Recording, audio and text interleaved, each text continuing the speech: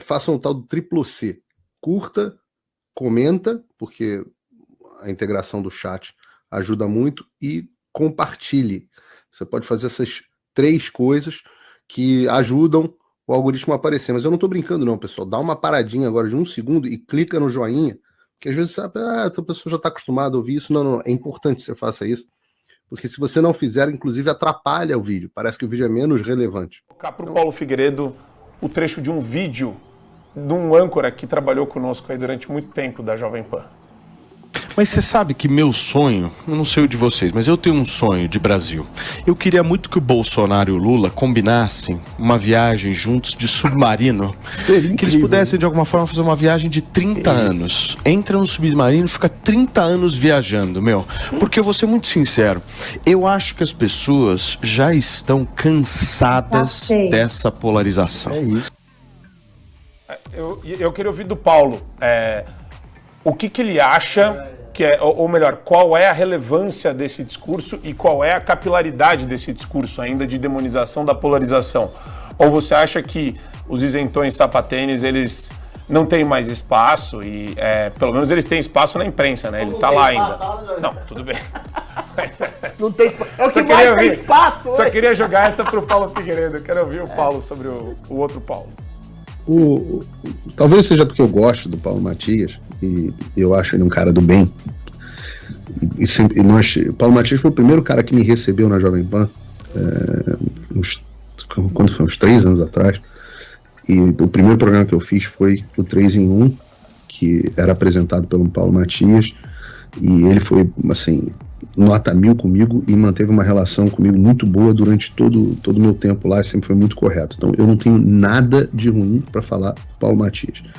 Por isso, talvez por isso, eu não tenha visto o que ele falou. Claro que foi infeliz o comentário, isso é óbvio, mas eu acho que ele falou uma viagem de 30 anos, ele não queria que o Bolsonaro, não falou como que quisesse que o Bolsonaro e o Lula morressem. Por isso que ele falou uma viagem de 30 anos, desaparecessem, submergissem, né, saíssem do cenário político. E ele fala isso dizendo que as pessoas estão cansadas dessa polarização porque as pessoas que convivem com ele. São os Faria Limers, são os sapatênis. É um pedaço ali que acabou votando, não sei se foi o caso do Paulo Matias, mas que acabou votando no Lula por falta de opção. Isso é uma franja da sociedade, uma parcela pequena. As pessoas não estão cansadas de polarização porque, apesar do Paulo não conseguir enxergar dessa forma, é impossível você não se polarizar quando o discurso da esquerda é um discurso absolutamente insano. Os caras querem calar a gente. Como é que eu não vou me polarizar com alguém que quer me calar? Como é que eu não vou polarizar com alguém que quer promover ideologia de gênero para criança? Como é que eu não vou me polarizar contra alguém que quer promover aborto? Como é que eu não vou me polarizar contra alguém que quer liberar droga? Contra alguém que quer uma sociedade que seja, no grau de violência do Brasil, seja conivente com a criminalidade? Como é que eu não vou me polarizar contra alguém que não quer limite para gastos públicos, gasto do nosso dinheiro? A polarização ela é automática. É isso aí. Eu tenho que estar do outro lado, do outro polo, no outro extremo dessa promotora que abre essa ação contra a Jovem Pan. Eu tenho que estar. De novo, né? O Olavo de Carvalho, que ele fala sobre a moderação na defesa da verdade, que é o serviço prestado à mentira. Moderação na defesa do bem é serviço prestado ao mal. E eu lamento, mas o Paulo é isso. Eu falava isso no ar. Eu falava isso para ele, eu falava isso no ar. Agora, eu não acho que o Paulo, por exemplo, seja defensor de censura. Então, esse é o cara que dá para eu conversar, não vai se tornar meu inimigo. Ô, Paulo, presta atenção. Eu também endosso as suas palavras de carinho que eu tenho pelo Paulo Matias. Foi um cara que eu trabalhei durante muito tempo. Gosto dele, sempre me tratou com a maior cordialidade. É um democrata, é um cara complacente, opiniões contrárias à dele própria. Mas esse discurso dele, que eu reputo, diante da liberdade de expressão, que é um direito dele, ele é extremamente, infelizmente, nefasto. Porque não é nem uma questão de oposição ideológica, quem quer fazer aborto, ou a quem faz de ideologia de gênero um mote, ou seja, um homem de direita não endossa esse tipo de coisa. Mas é um discurso centrista e isento que passa pano para a maior ditadura que a gente entrou. E esse discurso do Paulo Matias, e agora não estou falando só do Paulo Matias, é um discurso de toda uma direita, entre aspas, liberal limpinha, que se opôs ao bolsonarismo e fez esse discurso falando que Bolsonaro era igual a Lula, que nos jogou aonde a gente está agora. Se houvesse uma direita unida em torno de uma ideia que não é pró-Bolsonaro, mas é contra a ditadura, contra arbítrio, contra perseguição, contra prisão imoral, contra censura prévia, contra uma série de coisas que foram percebidas durante a eleição, talvez a gente não estivesse nesse buraco, nesse esgoto onde a gente está hoje. Então, com todo o respeito que eu tenho com o Paulo Matias, ou com pessoas liberais limpinhas que eu conheço também, o Joel Pierre da Fonseca, que votou no Lula declaradamente e até hoje faz endosso a esse estado de arbitrariedade que a gente está vivendo, são, infelizmente, discursos.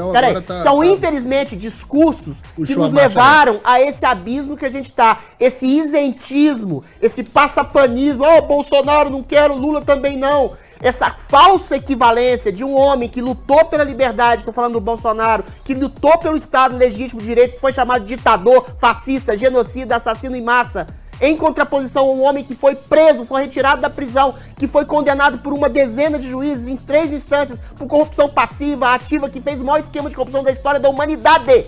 Esse discurso de equidade entre esses dois polos, me desculpe, é da liberdade de expressão, mas é criminoso e nos empurrou pro abismo, pro esgoto e pro buraco que a gente tá hoje. Verdade. Eu fiz 3 em 1 com o Paulo, né? É engraçado que as alfinetadas dele sempre caíam para a esquerda. Ele alfinetava sempre. O Paulo Matias? Eu não acho. Acho que ele alfinetava por 2 lados. Quando ele alfinetava, para mim, assim, que o 3 em 1 era mais sério que o Morning Show. Então no Morning Show ele ainda fazia um meio de campo ali, ele tentava fazer um meio de campo para lá e para cá. É que você pegou um 3 em 1 bom. Eu peguei 3 em 1 com Josias de Souza e Thaís Oyama, meu amigo. Thaís Oyama, essa daí é uma figura. Quando eu cheguei era tudo mato. Eu acabei aposentando os dois no ar, tá? Então, depois com Constantino, com gente boa, Piperno, ali era um clima muito melhor. Muito melhor. Do que Thaís Oyama e Josias de Souza. E o Paulo, pelo contrário, tá? Você aqui, bem sincero, eu até acho que, não sei se ele... O Paulo não gostava da forma como o 3 em 1 era produzido. Ele não gostava das pautas de esquerda, ele achava uma puta militância de esquerda. Eu não vou falar a opinião dele sobre a Thaís Oyama e o Josias de Souza, mas eu tinha o Paulo como aliado dentro do 3 em 1, não como um adversário. Então eu vou ser justo com ele, eu sei que agora é um momento bacana de jogar pedra no cara, mas eu não vou fazer isso não. Eu gosto do Paulo, eu acho que ele é um cara do bem e concordo com a Adriles. Esse discurso, não do Paulo, mas esse discurso Armínio Fraga, isentão... Fazer uma pergunta do demônio de fofoqueiro sem vergonha, tá? O Constantino chegou aqui e falou que o Paulo Matias, quando ficou indignado com a cassação do Deltan, falou, pô, mas quando eu fui cassado, quando eu fui bloqueado, tive contas bloqueadas, a rede social, quando eu paguei multa, o Paulo Matias sequer me mandou uma mensagem de apoio. Ele te mandou uma mensagem de apoio quando a justiça fez o que fez com você, Paulo Figueiredo?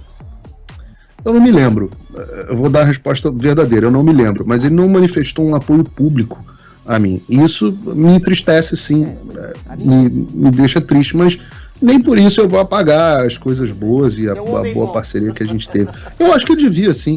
Eu acho que todos deviam. Ontem eu estava conversando com o André Marinho, que foi quem me levou para a Jovem Pan, é um cara anti-Bolsonaro, que ficou meio que num discurso de equivalência para uma questão de picuinha pessoal lá, envolvendo a família dele e tal, fez um livro contra o Bolsonaro, mas o André Marinho é um cara de direita, pô. As posições dele são todas de direita. Ele é um cara nos Estados Unidos republicano roxo. Tá bom, o André Marinho me levou para a Jovem Pan para fazer defesa do Partido Republicano. Então, é um cara de direita, mas que contribuiu para esse discurso de direita, liberal, que elegeu o Lula. Essa que é a questão, Figueiredo. Não adianta. Eu sou de direita, mas eu apoio o Lula. O Joel Pierre da Fonseca, é a mesma coisa. Não, porque... Não, eu não coloco... Não. O Joel tá numa categoria diferente. Porque o Joel, durante um dado momento, endossou a censura.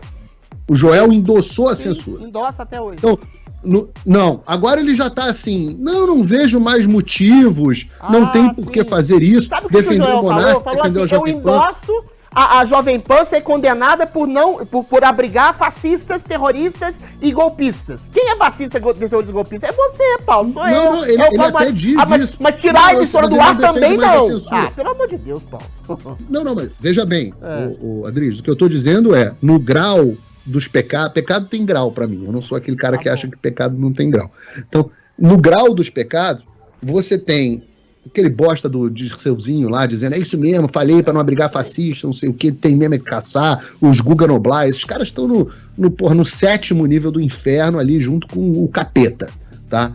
São uns bosta, substrato de chorume, tá? Aí você tem o Joel, que tem umas opiniões que foram lixo, que defenderam sim a censura em determinadas condições, liberal de meia tigela. Aí você tem, vou botar aqui, também em pecado, mas vai pro purgatório, digamos assim, se você purgatório, o Paulo Matias, o André e tantos outros que não concordam, mas não se colocam contra de forma veemente. E, portanto, né, a igreja diz que você tem 2 tipos de pecado. O pecado da comissão e o pecado da omissão. Eu coloco os pecados também são pecados. Eu coloco os pecados do André, do Paulo Matias, de vários deputados, de vários senadores, de vários líderes religiosos, de várias pessoas na sociedade que não se manifestam contrariamente a esse tipo de coisa, como pecados de omissão. E nesse caso, menores, mas ainda assim pecados, ainda assim tá errado, e eu falo isso para eles. Eu falo isso com tranquilidade no ar, porque eu digo isso para eles. Tem tempo que eu não falo com o Paulo Matias, mas eu falo isso para eles. Querendo ou não, Paulo, num regime autoritário, você tem quem aperta o fuzil, né? Quem aperta o gatilho do fuzil e manda o opositor para a vida eterna, e você tem quem tá lá assistindo de maneira indiferente, tirando um sarro, fazendo uma troça, falando... Ele falou demais, Geisiane. O Paulo Figueiredo falou demais, por isso que ele morreu enforcado. O Constantino não deveria ter falado dessa forma. Então, tem requintes aqui de sadismo, né, e de uma indiferença ao que nos faz humanos, né? Uma indiferença total ao que é mais nobre para nós, enquanto seres humanos. Olha, às vezes é por covardia também. O cara é covarde. Tem medo de perder o emprego. Ele tem medo. É só o que ele tem. E aí o cara fica nessa. Às vezes, eu tô falando porque eu sei as respostas. O cara tem medo. Eu falo isso, não adianta. Sempre tem. Tinha medroso no alto comando do Exército. Pô, vocês acham que não vai ter comentarista político? Exato. Tinha medroso no Palácio do Planalto. Eu quero aproveitar o